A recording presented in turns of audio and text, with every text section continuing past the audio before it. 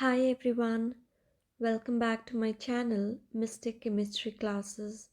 In this video, we'll be studying about NMR, certain questions for practice. So the first question is C3H3Cl5 जिनमें two signals obtain हो रहे हैं.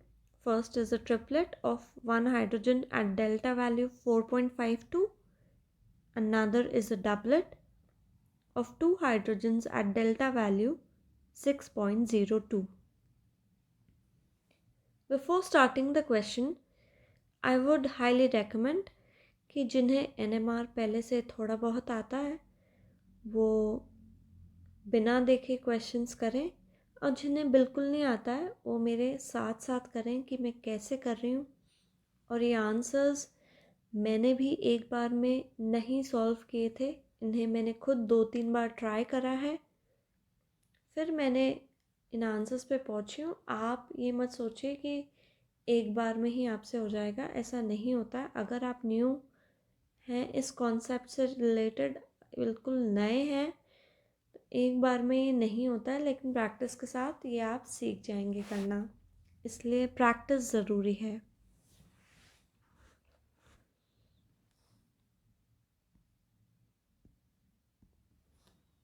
Formula को देखते ही हमें सबसे पहले दिख रहा है कि कार्बन 3 कार्बन्स हैं, तो 3 कार्बन्स ड्रॉ कर दें.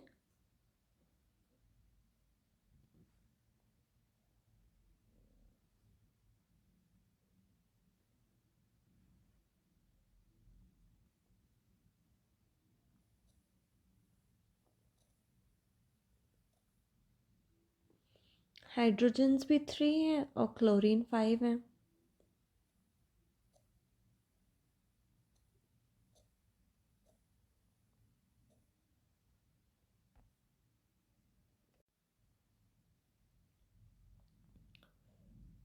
थ्री हाइड्रोजन्स को ऐसे अरेंज करना है कि एक हाइड्रोजन का तो ट्रिपलेट आए और दो हाइड्रोजन का डबलेट आए.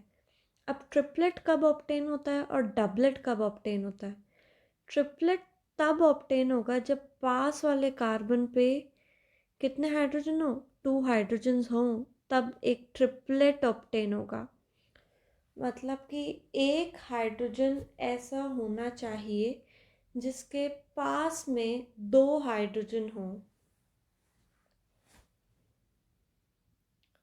एक हाइड्रोजन ऐसा होना चाहिए जिसके पास में 2 हाइड्रोजन प्रेजेंट हों, और 2 हाइड्रोजन ऐसे होने चाहिए जिनके पास में एक हाइड्रोजन हो, तभी डबलेट मिलेगा. Because the rule is n+1. जितने नंबर ऑफ कार्बन्स के पास में हाइड्रोजन होंगे that is n+1 number of signals मिलेंगे. तो अगर हम अब क्लोरीन लिखते हैं बाकी सारे 1 2 3 4 and 5. So the basic rule for the number of signals in NMR is n+1 rule. n+1 rule. Now what is n? In this n+1 rule, n is number of hydrogens on the carbon joining. जिस भी carbon atom के हम signals निकाल रहे हैं उसके पास वाले carbon पे कितने हाइड्रोजन है. For example in this triplet is obtained for this hydrogen. This is A. Why is triplet obtained? क्योंकि इससे जुड़ा हुआ जो कार्बन है this one, इस पे 2 हाइड्रोजन है, तो 2 + 1 which is equal to 3, that is triplet is obtained.